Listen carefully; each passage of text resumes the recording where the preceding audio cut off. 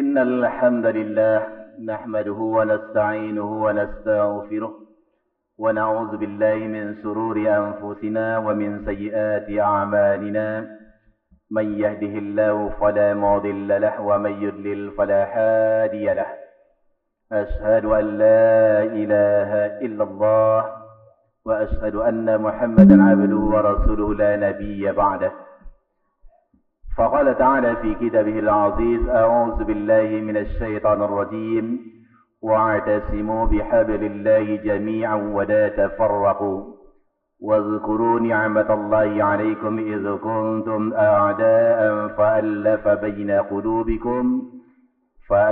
بين قلوبكم فأصبحتم بنعمته إخوانا وكنتم على شفا حفرة من النار فأنقذكم منها كذلك يبين الله لكم آياته لعلكم تهتدون وقال النبي صلى الله عليه وسلم من أراد الدنيا فعليه بالعلم ومن آخرة فعليه بالعلم ومن أرادهما فعليه بالعلم صدق الله العظيم وصدق رسوله النبي الكريم ونحن على ذلك من الشاهدين والشاكرين والحمد لله رب العالمين.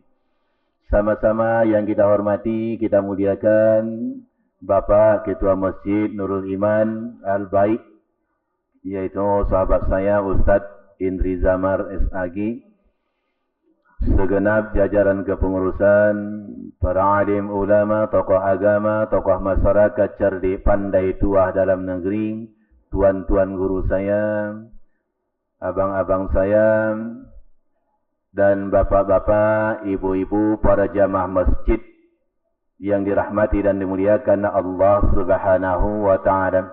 Apa kabar semua Pak Ibu? Alhamdulillah ya, sentiasa di bawah naungan ridha Allah Subhanahu wa ta'ala. Bersyukur kita ucapkan kehadiran Allah Subhanahu wa ta'ala dengan mengucapkan alhamdulillahi rabbil alamin. Izin dan rahmatnya jualah sehingga Bapak Ibu sentiasa istiqamah ba'da maghrib ini duduk dalam majlis ilmu, mendengarkan kajian-kajian ilmu, itu tidak terlepas daripada rasa dahaga dan rasa haus dan laparnya Bapak Ibu tentang kajian ilmu. Talabul ilmi faridatan ala kulli muslim, menuntut ilmu itu wajib hukumnya bagi setiap muslim.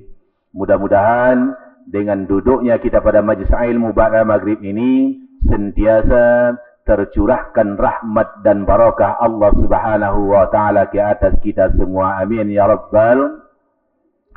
Salawat dan salam tercurahkan ke hadirat junjungan alam, yakni baginda Nabi besar Muhammad sallallahu alaihi wasallam. Allahumma salli ala sayyidina Muhammadin wa ala ali sayyidina Muhammad. Semoga kelak kita termasuk golongan hamba-hamba yang akan mendapatkan syafaatnya di yaumil akhir, yaitu suatu hari tiada perlindungan dan naungan dari Allah Subhanahu wa ta'ala. Yanfa'u malun wala banun yauma la yanfa'u malun wala banun, yaitu di hari ketika harta dan anak-anak tiada berguna, illa man atallaha biqalbin salim, kecuali orang-orang yang menghadap Allah dengan hati yang bersih, hati yang suci, hati yang ikhlas, yang mendapatkan naungan Allah di yaumil akhir. Mudah-mudahan kita lah di antaranya. Amin ya rabbal. Bapak Ibu, para jamaah yang dimuliakan Allah Subhanahu wa ta'ala, bila ditanyakan kepada kita, kalau di Arab sana umpamanya ibu lagi umrah ya, bapak lagi naik haji lah umpamanya, ma huwa ma'nahu halalun bihalalin, apakah ia makna daripada halal bihalal itu? Kita bingung, Pak. Kita bingung. Maka kita menjawab, la na'lam, kami tidak tahu. Karena memang di Arab sana bunda enggak ada istilah halal bihalal itu. Enggak ada istilah halal bihalal. Tapi silaturahim itu ada. Ya, ada saling berkunjung, lepas lebaran itu ada. Yang adanya istilah halal bihalal itu hanyalah di Indonesia, Pak. Tapi itulah luar biasanya ulama-ulama kita terdahulu. Sama dengan sal ini, Pak. Sal ini enggak ada ajaran Rasul nih, Pak, ya. Kecuali kalau dia burda, serban, ya. Itu ada. Tapi lagi-lagi inilah kebijakan dari ulama-ulama kita terdahulu. Bapak sedang solat umpamanya, baris bersab ya, sawu subuh bakum kata Pak Imamnya. Tiba-tiba nanti keluar upir. Atau terdahak nanti ya, keluar ludah. Dahak yang enggak bisa lagi ditahan, diludahkan ke depan, tak boleh. Kita sedang solat menghadap Allah. Ludahkan kiri kanan pun pantang, enggak boleh bunda. Bagaimana caranya? Guna sal itu. Diambil sal itu, dihapuslah ludah tadi ya. Hapus ludah tadi. Maka akhirnya boleh jadi untuk solat. Enggaklah Pak Ustaz, kan jorok jadinya. Ludah itu enggak najis bunda. Najis enggak ludah Pak? Tidak. Dahak najis enggak bunda? Kalau bunda sedang puasa, tiba-tiba nanti terbatuk, keluar dahak, ya, ditelan lagi, batal nggak puasanya? Batal nggak puasa bunda? Batal. Imam An-Nawawi mengatakan dahak apabila sudah keluar dari gorkoh itu bunda, keluar dari tenggorokan, dia agak kenyal-kenyal sedikit kan? Ditelan lagi Pak. Batal puasa Pak. Ya, batal puasa. Tapi kalau air liur bunda batal enggak? Tidak ya, panas. Kemarin kan panas itu Pak kan? Ada yang puasa sunnah ya, puasa sawal segala macamnya. Bapaknya nanti cangkul belakang rumah, bunda nanti selain bantulah keringat jagung, bukan main panasnya. Pahit tekak itu lagi. Membatalkan puasa, dosa, bahkan dosa besar. Karena itu bukan uzur syar'i. Saking hausnya bunda, dikumpulkanlah nanti air ludah dalam mulut dulu. Dapat 1/4 gelas. Telan lagi, batal nggak puasanya bunda? Nggak batal Bu, ya? Nggak batal. Sesuatu yang masih di dalam tubuh, dia nggak batal Pak. Bapak nanti nak solat ya, ketika dalam solat itu tiba-tiba nanti mules ya, nak buang angin, ditahan karena sayang rasanya, nggak mungkin ya dibatalkan solat, ditahan. Saking kuatnya menahan nak buang angin itu sehingga berbunyi dia dalam tu, katanya. Batal nggak Pak? Nggak batal Pak, karena ia masih di dalam tubuh dianya ya, dalam tubuh. Nah inilah guna sal itu, kebijakan dari ulama-ulama kita Nusantara. Begitulah halal bihalal, merajut benang yang kusut, menempel sesuatu yang retak, menguraikan kembali, saling islah, saling maaf memaafkan. Itulah momen daripada halal bihalal. Tapi kalau hutang piutang nggak bisa lunas bunda ya. Sebelum Ramadan ada ibu-ibu nanti hutang di warung sayur ya, tiba Ramadan nanti, Bu katanya, kemarin sebelum Ramadan ada hutang lauk saya 100.000. Momen di bulan Syawal ini mari kita memaafkan ya, halal bihalal ya. Lunas nggak kira-kira bunda?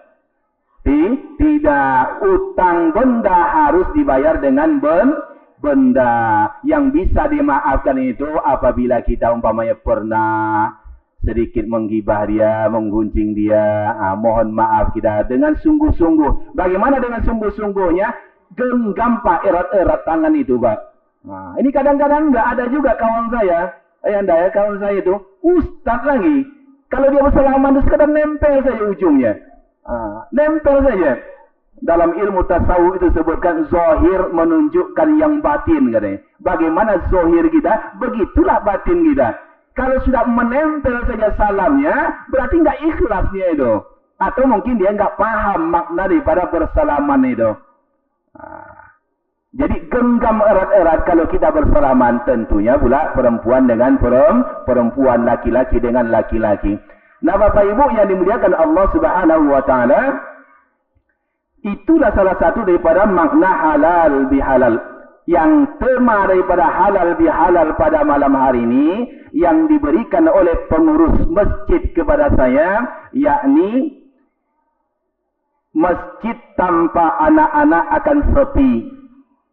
Masjid tanpa remaja atau pemuda akan hampa.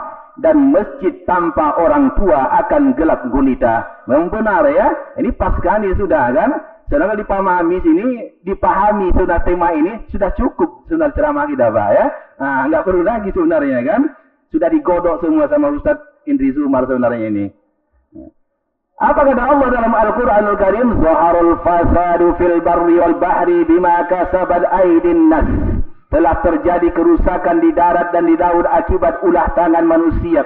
Tangan-tangan jahil manusia yang senantiasa melakukan kemaksiatan, melakukan kemungkaran, melakukan perkara-perkara dosa di atas permukaan bumi Allah Subhanahu wa taala. Tidak pilih agamanya lagi. Kalau seorang hamba tersebut, seorang manusia tersebut sudah jauh dari Allah Subhanahu wa taala dan ia memasukkan syaitan ke dalam dirinya, maka otomatis ia akan melakukan kemaksiatan, melakukan kemungkaran, melakukan dosa-dosa di atas permukaan bumi Allah Subhanahu wa taala, baik itu dosa zahirnya maupun dosa batinnya. Sehingga apa yang terjadi imbasnya? Rusaklah alam, terjadi gempa, terjadi longsor di mana-mana, terjadi kerusakan-kerusakan alam. Akhirnya kita salahkan nanti ya. Kita salahkan alam itu, padahal bukan. Alam itu pertanda tingkah kita Bapak Ibu. Allah tegur sesudah tingkah laku manusia. Allah tidak tegur manusia itu selain pada sikap yang diperbuatnya. Karena itu sudah merupakan ibrah atau cerminan daripada umat-umat Nabi dan Rasul terdahulu. Bagaimana kita lihat umat Nabi Lut alaihissalam yang menghalalkan sodomi, ya, lesbian, gay segala macamnya, yang akhirnya apa? Allah balikkan bumi ketika itu. Allah laknat semua umat Nabi Lut alaihissalam dan umat-umat Nabi sebelumnya. Karena apa? Karena tingkah laku manusia ketika itu, kemaksiatan yang ia perbuat, kemungkaran yang ia lakukan, dosa-dosa yang ia tebarkan di atas permukaan bumi Allah Subhanahu wa taala. Maka tidak ada jalan lain Bapak Ibu ya. Yang pertama itulah dakwah. Dakwah ilallah. Dakwah bukan berarti seperti ini saja, Pak. Bukan seperti ini saja Bunda dakwah itu. Dakwah itu ada dakwah kepada keluarga, dakwah kepada anak-anak kita, termasuklah tema kita pada malam hari ini. Ini anak-anak, ini generasi-generasi kita yang akan datang. Muhammad Al-Fatih, seorang pemimpin yang agung, yang meruntuhkan, yang ketika menundukkan Konstantinopel, pernah berkata, bila suatu saat nantinya masjid-masjid tidak ada lagi ceria daripada anak-anak, maka takutlah kalian, karena pada saat itu akan terjadinya keruntuhan generasi muda. Nah, anak-anak inilah Bapak Ibu yang tugas kita. Maka sekali-kali jangan kita larang, ya, jangan kita larang anak-anak itu kalau ia bermain ya. Dibawa dia, diajak dia ke dalam masjid, ajak dia berjamaah. Karena pada zaman Rasul pun, Mbak, anak-anak itu banyak. Bahkan Nabi itu ketika sedang khutbah itu, Mbak, khutbah itu, dilihatnya nanti cucunya Husain itu, cucunya Sayyidina Husain itu, kebingungan sedang berkeliaran. Ketika Nabi sedang menyampaikan khutbahnya. Karena dilihatnya cucunya itu, maka Nabi turun dari mimbar itu, Mbak. Turun mimbar itu, digendongnya Husain itu ke atas mimbar. Digendongnya cucunya Sayyidina Husain. Begitupun ketika Nabi sedang sholat, maka bergelantunganlah cucunya Hasan dan Husain. Nabi membiarkan. Cuman waktu itu Pak, beda dengan sekarang kan. Cucu Nabi itu dua-duanya kecil pun sudah disunatnya. Kalau cucu kita, bahkan sudah kelas 6 SD pun belum juga disunat lagi Pak. Sudah malu dia rasanya kan. Itu yang pertama. Yang kedua, beda. Zaman-zaman dahulu tidak bisa disamakan dengan zaman-zaman sekarang. Tetapi dengan hadirnya anak-anak ini di masjid, itu sudah merupakan kebanggaan. Coba rasakan Bapak Ibu, sekali saja. Ini anak-anak ramai kan, sekali saja. Ketika sedang sholat itu, Isya itu umpama berjamaah, Tidak ada satu orang pun anak-anak. Meskipun khusyuk nanti Pak, tapi ada rasa kekurangan di situ. Ada rasa kesepian daripada kita. Karena anak-anak tidak hadir di masjid. Jangan larang dia. Cuman ada syaratnya. Ketika anak-anak sudah hadir di masjid, ramai mereka hadir di masjid, maka di situ barulah diterapkan hukum fikih di dalamnya. Apa hukum fikihnya? Diatur anak-anak tersebut. Jangan dia bising. Ya, jangan dia bising. Karena kalau sudah bising nanti Pak, itu lain lagi cerita. Darul mafasid muqaddamun ala jalbil masalih. Ya, kaidah fikih mengatakan menghindari sesuatu yang mafsadat, ya, dalam arti kata sesuatu yang mudarat itu lebih diutamakan daripada meraih sesuatu maslahat. Maknanya apa? Anak-anak ini kan maslahat ini. Maslahat dia. Ada manfaatnya. Dia datang ke masjid. Tapi kalau umpamanya, mohon maaf, kalau dia sangat lasak mengganggu semua orang-orang yang sholat, apa yang terjadi? Berarti mudarat, Pak. Maka menghindarkan mudarat itu lebih utama daripada meraih sesuatu manfaat. Maka berlakulah hukum fikih di situ. Bagaimana hukum fikihnya? Hendaklah diatur. Kapan perlu diterapkan nanti anak-anak itu sapnya paling belakang. Kapan perlu nanti dijaga, Pak. Ada 1-2 orang, nggak apa-apa. 1-2 orang tuh dia nanti sholatnya, kan? Dijaganya anak-anak supaya tertib.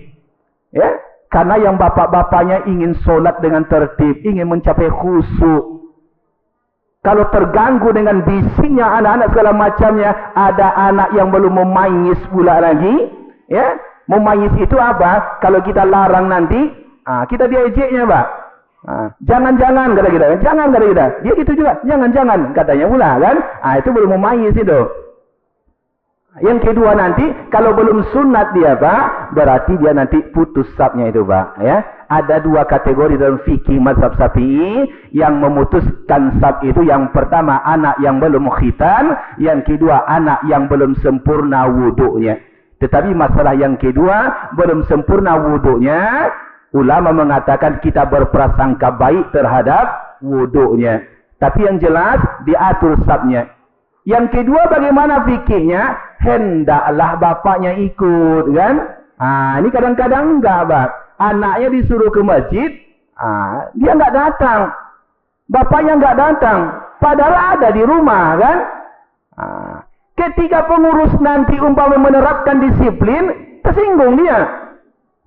Singgung dia. Ada juga suatu masjid itu, Pak, kan? Sampai tak datang-datang ke masjid. Tapi di luar, habis.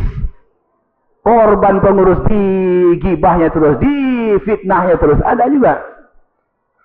Ini nggak elok, kan? Anak kita disuruh datang ke masjid, sementara kita bapaknya tidak datang ke masjid. Datangnya anak-anak ini sudah luar biasa ini Bapak Ibu. Karena inilah generasi ke depannya.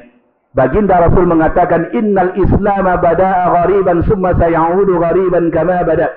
Fatuba lil gharaba. Ila ya Rasulullah. Allazina yaslahuna idza fasadan nas. Kata Rasul, pada awal Islam itu dianggap asing dan kelak pun akan kembali menjadi asing. Maka sungguh beruntunglah bagi orang-orang yang dianggap asing. Para sahabat itu lalu bertanya, ya Rasulullah, siapakah orang-orang yang dianggap asing itu, yang dianggap beruntung itu? Allazina yaslahuna idza fasadan nas, yaitu orang-orang yang berbuat kebaikan dikala manusia dalam keadaan rusak. Dulu Bunda, ketika kita masih kecil, ya, ketika kita masih kecil, lewat nanti di samping rumah orang, lepas maghrib itu bapak-bapaknya nanti berjalan kaki, lewat di samping rumah orang. Tiba-tiba nanti lewat berjalan kaki, ada anak gadis yang membaca Al-Quranul Karim di dalam rumah itu. Kita anggap itu sesuatu yang biasa, Pak. Hampir setiap rumah itu ada dilantunkan Al-Quranul Karim oleh anak-anak gadisnya. Itu kita anggap biasa. Nah, kalau sekarang bunda nanti lewat atau bapak nanti lewat balik di masjid ini, berjalan kaki umpamanya lewat di samping rumah orang nanti, Pak. Tiba-tiba ada anak gadis yang melantunkan Al-Quranul Karim. Maka ketika itu sudah bertanya-tanya kita, oh itu anak gadis siapa kah? Siapa yang melantunkan Al-Quran itu? Sudah dianggap aneh bunda. Sudah asing rasa kita perkara tersebut. Dan begitulah pada saat ini, Bapak Ibu yang hadir pada ba'da maghrib ini, sudah dianggap asing. Sementara saudara-saudara kita masih ada yang berkeluaran di luar sana. Banyak. Justru keadaan sekarang inilah yang dianggap asing itu yang beruntung, kata baginda Rasulullah SAW. Begitulah anak-anak kita sekarang ini. Tidak ada jalan lain. Silahkan bawa dia ke dalam masjid. Ramai ke rumah Allah. Setelah ia datang ke rumah Allah, barulah nanti diatur bagaimana tertibnya. Sayangi mereka. Kasihi mereka. Nah, itu yang pertama. Yang kedua, masjid tanpa remaja ia akan hampa, tanpa pemuda akan hampa. Kalau sudah lewat daripada anak kecil ini Bapak Ibu, berarti ia sudah remaja. Nggak mungkin lagi anak SMP, anak SMA itu dia nanti akan bising, nggak mungkin lagi. Sudah malu lah dia. Cuman nantinya apakah cukup dengan kehadiran mereka saja? Solat nanti lepas, solat nanti salam balik, tentu tidak Bapak Ibu. Ada lagi program-program yang diberikan oleh pengurus-pengurus masjid. Apa salah satunya? Mungkin di sini adalah mungkin kan ada marawisnya kan? Ada marawisnya daripada anak remaja kita bunda asli main HP saja, dicarinya warung kopi. Kalau sekarang ini Bapak Ibu, warung kopi itu dipenuhi anak-anak BG, anak SMP, anak SMA itu. Diam. Kalau dulu, zaman kita dulu, Pak, warung kopi itu, kedai kopi itu bising, Pak. Sambil ngopi nanti, yang makan kacang rendang lah, yang saling bercerita lah, bagaimana air sawah, air kolam, segala macamnya. Saling melepaskan unek-uneknya. Kalau sekarang tidak, Pak. Pergi ke warung-warung kopi, pergi ke kedai kopi itu. Hening bagi kuburan kedai itu. Kenapa? Karena saling melihat internet masing-masing. Karena kedainya menyediakan wifi. Nah, kita sediakan wifi di masjid, sediakan marawis di masjid, sediakan kegiatan-kegiatan lainnya di masjid.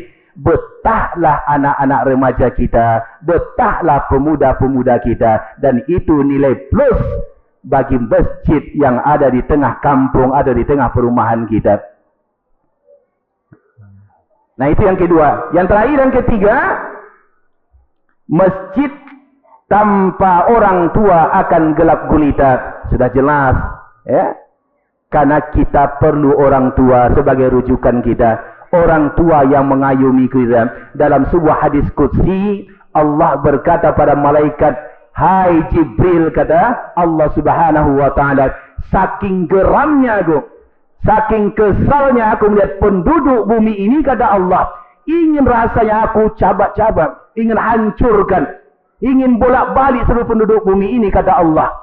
Tetapi aku tarik lagi kekesalanku, kata Allah, akibat 3 perkara. Apa yang 3 perkara tersebut? Ketika aku melihat bayi-bayi sedang menyusui. Itu asbabnya bunda. Saking kesalnya Allah Subhanahu wa taala melihat penduduk bumi ini, ingin ia memporak-porandakan, ia ingin membolak-balikkan bumi ini. Tapi karena 3 perkara itu Allah cabut kembali murkanya. Yang pertama, ketika Allah melihat bayi-bayi sedang menyusui. Yang kedua, karena aku melihat binatang-binatang melata sedang mencari makan, kata Allah. Dan yang ketiga, aku tarik lagi amukku, aku tarik lagi murkaku, kata Allah, terhadap penduduk bumi, karena aku melihat para orang-orang tua tafakkur di tengah malam yang sunyi. Ternyata orang tua itu bunda merupakan benteng dari murkanya Allah Subhanahu wa taala. Tapi orang tua yang tafakkur di tengah malam yang sunyi, bukan orang tua yang ngorok pula ya. Kalau ngorok tengah malam sunyi lain lagi kan? Di mana tafakkurnya? Tentu di rumah Allah, di masjid inilah ya. Lagi-lagi tentu pengurus menyediakan ya Pak ya. Contohnya, ya, saya nggak tahu Masjidul Iman ini apa kelebihannya, Pak. Sehingga banyak para mubaling-mubaling itu kalau sudah disebutkan Masjid Nurul Inban Al-Bait, itu bukan main semangatnya, Pak. Padahal masjid besar banyak yang lain, Pak, ya. Masjid Zulfirdaus, Masjid besar Al-Uswah, baru 10 masjid besar. Tempat kami sana Miftahul Falah Ganet, masjid besar, Pak. Baitul Mukminin, Kijang-Kijang, masih Tanjung Pinang Timur juga. Nggak tahu saya. Mungkin salah satunya, Pak, ya. Adanya yang disediakan pengurus untuk orang tua-tua kita itu, Pak, ada kedai kopi mungkin, Pak, ya. Ada pula lagi peratanya, Ustaz, ya. Ada peratanya. Saya balik kemarin siap ceramah itu, Pak. Tiba-tiba ditelepon sama Ustaz Inzi Sumar. Mana Ustaz? Dah balik. Alah, kami nunggu di warung kedai kopi katanya. Dah dulu saya lapar pula, Pak, kan. Nak makan dulu, kan. Sediakan, masih ramai. Ini yang benar. Tapi kan nggak ada tanding domino ya, Ustaz, kan. Nggak ada, kan. Kalau ada tanding domino ya, sudahlah itu, Pak, kan. Nak tanding domino pula lah. Pecandu domino pasti ada, Pak, ya. Tapi masih muda dulu. Sediakan. Kemana lagi kita? Ada kedai nanti dekat dengan masjid kedainya. Dekat dengan masjid kedainya. Nak ngopi nanti segala macamnya, kan? Yang ujung-ujungnya masjid itu tetap makmur, masjid itu tetap ramai. Kalau sudah duduk di kedai kopi, berkumandang azan, sudah pastilah masuk ke masjid. Takkan mungkin dia duduk lagi di kedai kopi itu. Balik dari masjid nanti, balik lagi kedai kopi, tak apa-apa. Tapi yang jelas itu salah satu syiar yang disediakan oleh pengurus masjid untuk orang-orang tua kita. Duduk di kedai kopi, saling cengkrama, terjalin keakraban, ukhuwah persaudaraan Islamiyah. Kenapa? Pengurus ini, Pak, mohon maaf, dia itu pelayan, Pak. Pelayan. Kalau sudah mengatasnamakan pengurus, berarti pelayan Allah. Pelayan Allah. Makanya ada di dalam pengurus itu namanya penasihat. Penting. Meskipun penasihat tidak masuk dalam struktur kepengurusan, tapi jangan dianggap remeh penasihat itu. Jangan dianggap remeh. Penasihat itulah sebagai rujukan kita. Makanya penasihat itu diambil orang-orang yang bijak dianya.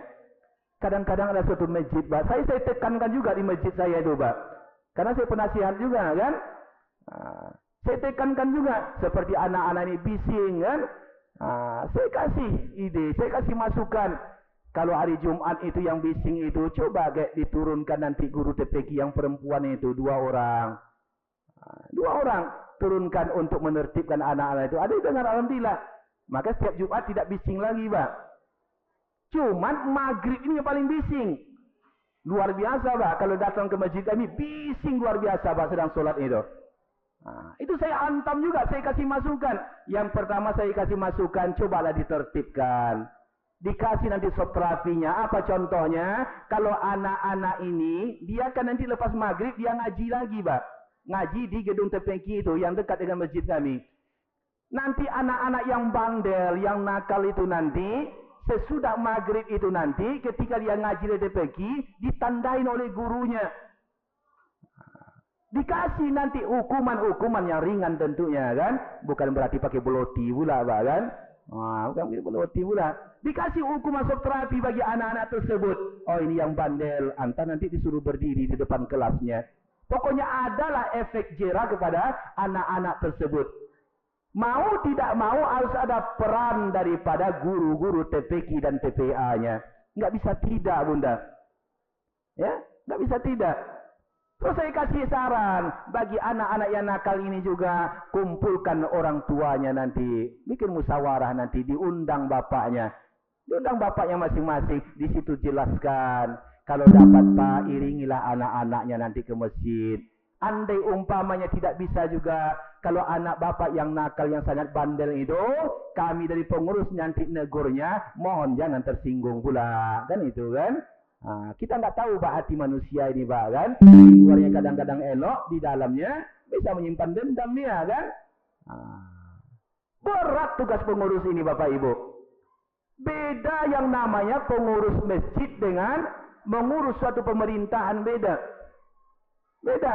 Kalau dalam instansi pemerintah itu yang saya tahu, yang saya pelajari selama ini, yang penting bagi kepala itu, baik itu kepala dinasnya segala macamnya, dia sudah pegang nanti beberapa orang nanti sudah aman dia.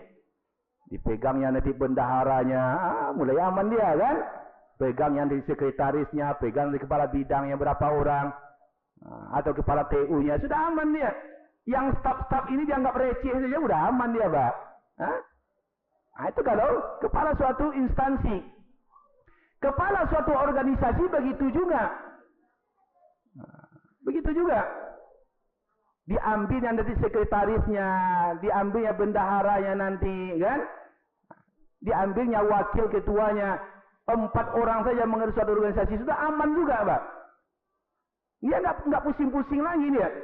Tapi beda dengan mengurus masjid. Kalau mengurus masjid ini tidak ada kata-kata mudah di situ, Pak. Kenapa demikian? Mengurus suatu masjid harus bisa kita merangkul seluruh masyarakat. Itulah susahnya. Nggak bisa sepihak-sepihak. Umpamanya, ini orang-orang saya ini. Kan ada kubu sini ada agak 10 orang kan. Cukuplah kami-kami aja. Kalau yang lainnya masuk masjid, masuk. Kalau tidak mau ke masjid, ya sudah. Nggak bisa, Pak. Tidak bisa. Kalau mengurus suatu masjid, tidak bisa. Demikian. Saya dulu pernah dapat bocoran juga daripada salah seorang ketua FKM dulu. Ketika cengkrama dengan saya. Karena itu katanya, ada pesanan kepada dia.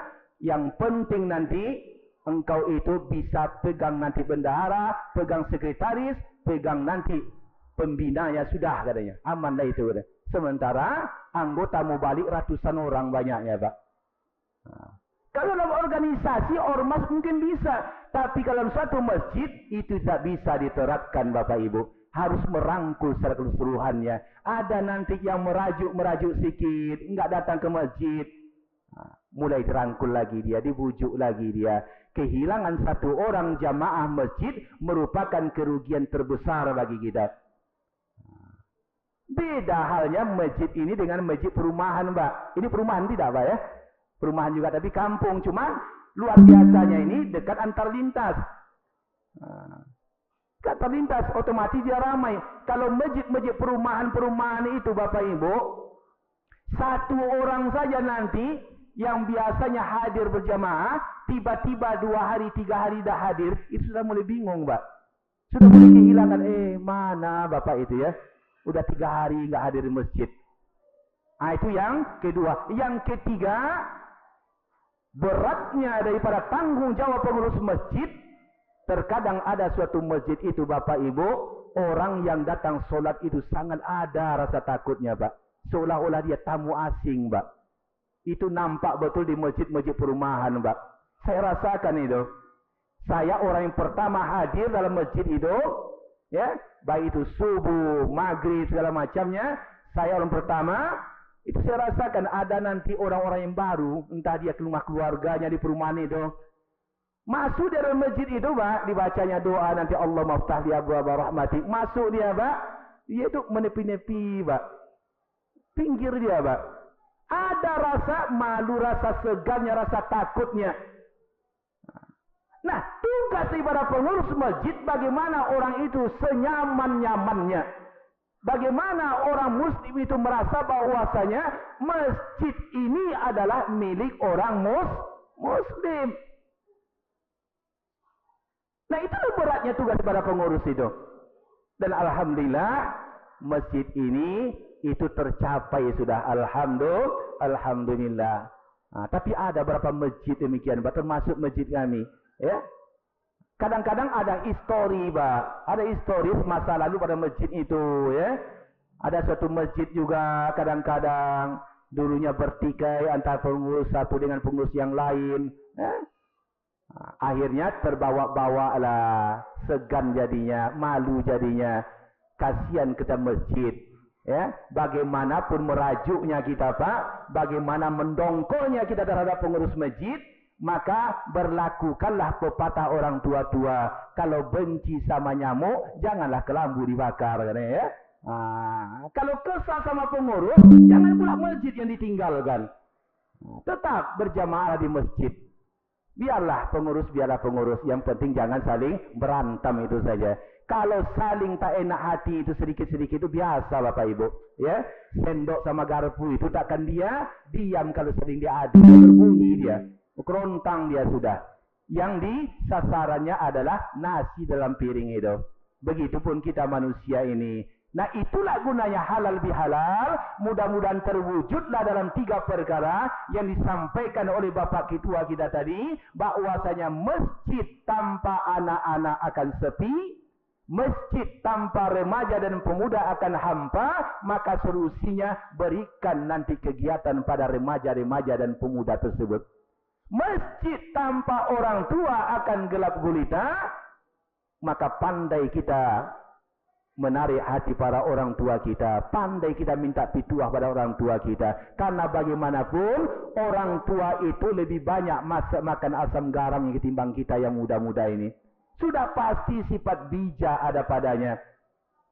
Maka kita harapkan kehadiran mereka untuk mengayomi kita. Otomatis pun kita sediakan pula apa yang betah untuk orang tua-tua kita. Apa yang betah untuk mereka? Salah satunya itulah yang warung kopi tadi kan. Mungkin betah kan. Karena banyak juga kita masa-masa mudanya pecandu-pecandu kopi Pak ya. Yang terakhirnya nak kemana lagi kita Pak. Kan itu kan. Syukurlah alhamdulillah orang tua-tua kita mau hadir di masjid. Saya setiap bulan kajian subuh Pak. Di Masjid As-Sabirin itu. Jalan Cempedak itu. Luar biasa Pak. Itu ramainya minta ampun, luar biasa. Itu ramainya orang tua-tua semua, Pak. Banyak mantan pejabat situ kan, mantan Bupati Lingga situ, ya. Mantan kepala dinas di situ, ya. Luar biasa. Di hari tua mereka mampu mereka memakmurkan rumah Allah. Betah duduk dalam majlis ilmu, itu luar biasanya. Sadar mereka bahwasanya jalan itu sudah mau sampai ke ujung. Hari itu sudah sore, Pak. Ya enggak? Sudah hari jam 5 sudah. Nak kemana lagi? Ya, nak makannya lemak-lemak nanti sudah takut, ya Pak ya. Kan sering saya sampaikan Bunda, ya enggak? Kalau sudah umur 50 tahun, 60 tahun, 70 tahun ya, sudah mulai mikir kita. Takut penyakit meskipun nampak nanti yang enak makanan itu, lezat makanan itu, sudah mulai mencoba, oh enggak lah. Nanti naik pula tensi saya nanti. Kan itu kan. Nah, Bapak Ibu, jamaah yang dimuliakan Allah Subhanahu wa taala, sekali lagi mudah-mudahan terwujudlah program-program yang disampaikan, yang diberlakukan, yang diterapkan oleh bapak-bapak pengurus masjid kita, dan mari kita dukung semua program mereka dalam rangka untuk memakmurkan rumah Allah. Dengan makmurnya rumah Allah tersebut, maka terpancarlah dalam masyarakat yang ada di sekelilingnya ketika aura masjid, aura makmur suatu masjid tersebut terpancar ke dalam suatu masyarakat yang ada di sekelilingnya, sehingga turunlah rahmat Allah yang apa dengan istilahnya baldatun thayyibatun wa rabbul ghafur, ya. Mudah-mudahan itu terjadi pada kampung kita, perumahan kita, masyarakat khususnya masyarakat yang ada di sekitar Masjid Nurul Iman Al-Bai. Amin amin ya rabbal alamin. Demikian kiranya dapat saya sampaikan dalam ceramah yang singkat ini, yaitu halal bihalal, yang tema khususnya masalah anak-anak di masjid, masalah remaja-remaja di masjid, masalah orang-orang tua kita, bagaimana mereka betah duduk dalam rumah Allah, beribadah di rumah Allah Subhanahu wa taala. Mudah-mudahan bermanfaat. Mohon maaf atas segala salah dan khilafnya. Kepada Allah juga kita sama-sama mohon ampun. Kita tutup dengan doa kifaratul majlis. Subhanakallahumma wa bihamdika asyhadu an la ilaha illa anta astaghfiruka wa atubu ilaik. Assalamualaikum warahmatullahi wabarakatuh.